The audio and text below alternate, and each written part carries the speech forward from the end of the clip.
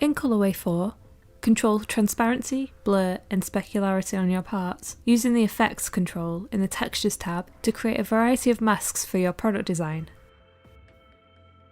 To apply a texture mask, first select your part.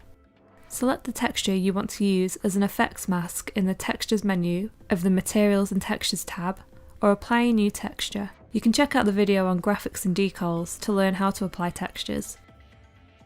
Once your texture is applied, make sure you enable Store Settings per variation if you want to edit the masking effects for each individual variation you've got in your project. Use the Effects drop-down to select the effects you want to apply using your texture mask. Let's go over the different effects. When enabled, Diffuse Colour shows the diffuse colours of the texture on the part. You might want to disable this effect if you only want the selected texture layer to be used as a mask.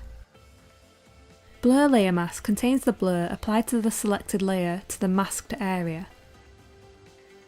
Blur Part Mask contains the blur applied to the part to the masked area.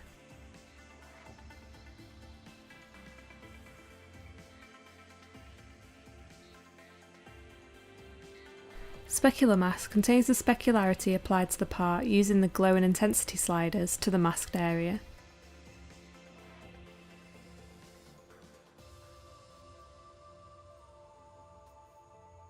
Transparency Mask contains the transparency applied to the part using the opacity slider to the masked area. This only works if your part has transparency, which you can determine by looking at your part in the item tree. If the part icon is transparent, the part has transparency. And disabled disables the texture on the part entirely. This is useful if you want to disable the texture on this variation only.